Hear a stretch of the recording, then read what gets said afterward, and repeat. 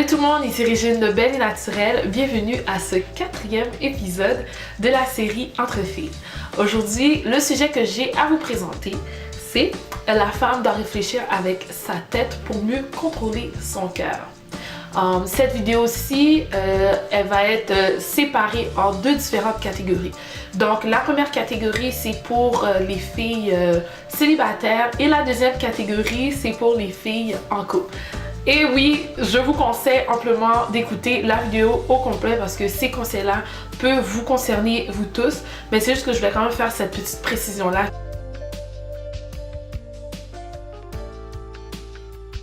Le premier point que j'aimerais avancer, c'est juste cette petite prise de conscience de qu'est-ce qui nous entoure. C'est-à-dire qu'est-ce que les médias nous projettent, qu'est-ce qu'on voit à la télé, dans les magazines et même dans les dessins animés. Ce qu'on dit très souvent aux femmes, c'est, comme on dit en anglais, « follow your heart », « suis ton cœur ». Mais dans la réalité, c'est rarement la bonne chose à faire. Et je vais vous expliquer pourquoi. Parce que lorsqu'on suit son cœur, on perd de vue la réalité. On perd de vue justement les conséquences que nos actions peuvent amener. On perd de vue la chose qui nous semble être bonne, elle peut aussi avoir justement de mauvaises choses. On perd de vue cette vision de prévention, cette vision de protection, cette vision d'alerte. On voit juste ce qui est beau sans pour autant voir qu'il peut aussi avoir de grosses conséquences. Il faut comprendre que avoir le contrôle de ses émotions, c'est de ne pas laisser ses émotions prendre le dessus. C'est de comprendre que ça ne doit pas être la seule chose qui nous guide. Que ce que l'on ressent, je sais pas moi, avoir un béguin pour quelqu'un, le fait qu'on aime cette personne-là ou qu'elle nous plaît, ne doit pas être la seule chose qui motive notre action. Ça ne doit pas être la seule chose qui nous retient, par exemple, dans une relation.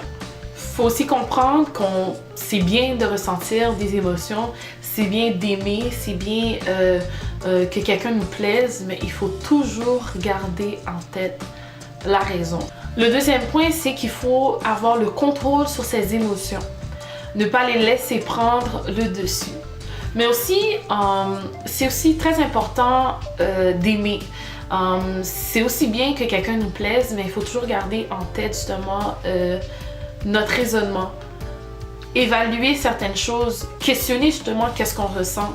Est-ce que par exemple la personne qui nous plaît, est-ce qu'elle répond à nos valeurs? Est-ce qu'elle répond justement à certains critères importants pour nous? Est-ce que par exemple c'est quelqu'un qu'on pourrait présenter à notre entourage? Est-ce que c'est quelqu'un qui pourrait nous élever? Est-ce que cette personne-là, je me verrais plus tard avec?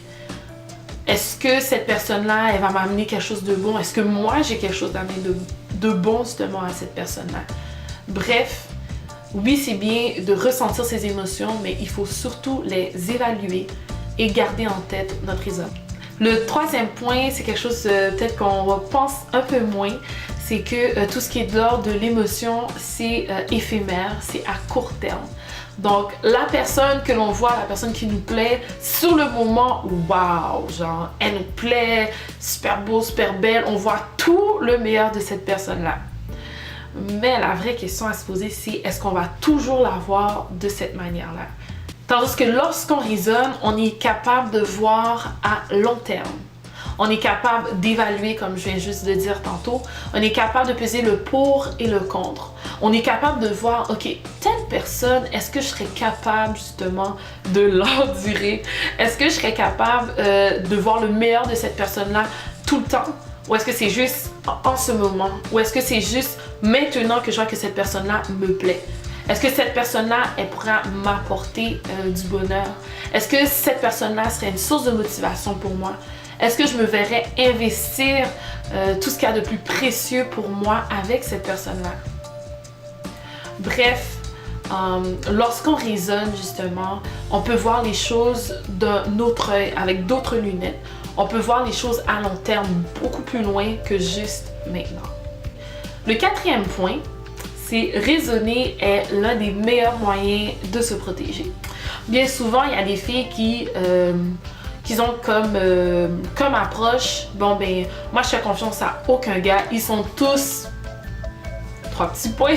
Ou sinon, les filles disent, ben, les gars, ils sont tous les mêmes. Alors, de ce raisonnement ou de cette manière de penser, la fille, elle est beaucoup plus distante, très méfiante, elle doute, elle a comme un mauvais contact très souvent avec des hommes.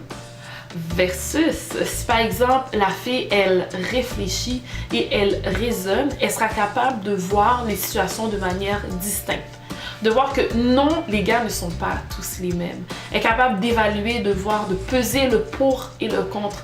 Ok, celui-là, ah ben, il répond un peu moins à mes critères, à mes valeurs. Ah, tandis que celui-là, peut-être a priori, il semble pas convenir à ce que je veux, mais je vois qu'il a telle qualité, je vois qu'il a ci, je vois qu'il a ça. Ah, peut-être que je pourrais lui laisser une petite chance. En analysant de manière distincte, on est beaucoup plus apte à avoir un esprit beaucoup plus critique, d'avoir une meilleure évaluation et de peser les choses de manière beaucoup plus réfléchie. Cela prévient des blessures et on est beaucoup plus apte à choisir avec un esprit beaucoup plus critique et sans être blessé. Donc, lorsqu'on enlève justement cette pensée que les hommes sont tous les mêmes, on réfléchit mieux, on choisit beaucoup mieux et le choix qu'on va faire va beaucoup plus être rattaché à qui l'on est vraiment, à qu'est-ce qu'on le recherche vraiment et aussi à qu'est-ce qu'on mérite. Bref, on est capable de donner la chance aux coureurs. On a une approche qui est beaucoup plus positive.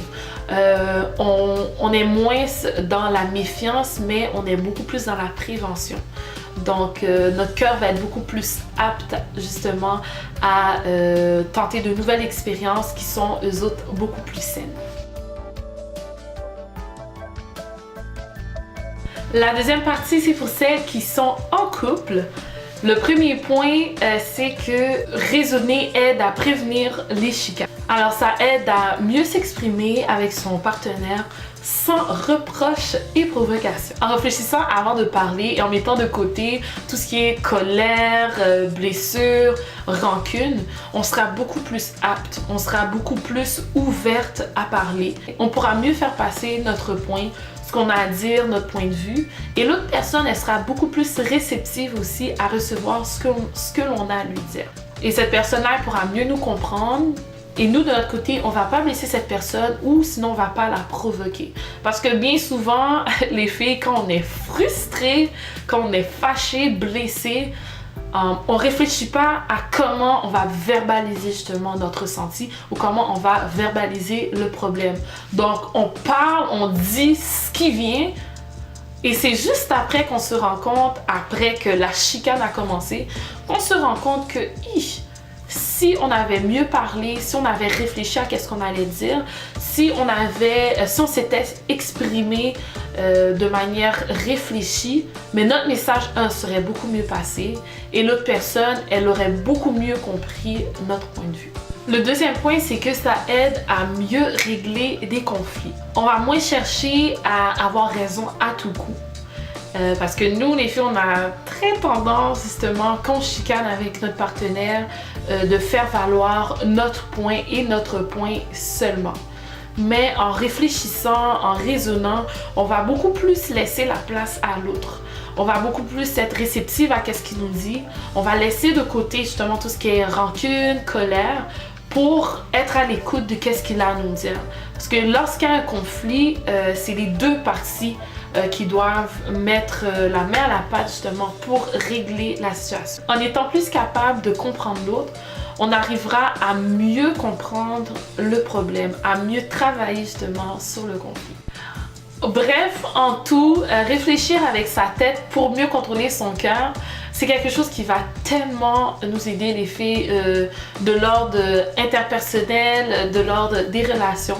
Pour celles qui sont célibataires, c'est quelque chose qui va vraiment vous aider à faire de meilleurs choix, à réfléchir justement aux partenaires que vous voudriez, à mieux vous protéger d'une bonne manière en raisonnant.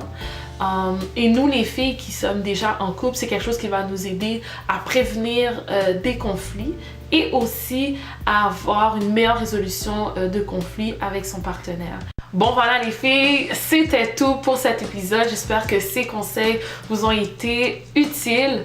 N'oubliez pas de partager la vidéo parce que le contenu peut être vraiment intéressant et utile pour les femmes de votre entourage. Ensuite, si vous avez des questions, des suggestions, je vous demande de me les indiquer dans la zone de commentaires en bas. N'oubliez pas aussi de liker si vous avez aimé le contenu de la vidéo. J'ai 2 suggestions de sujets pour vous pour la prochaine vidéo et vous m'indiquerez dans la zone de commentaires en bas une suggestion, laquelle des 2 vous préférez.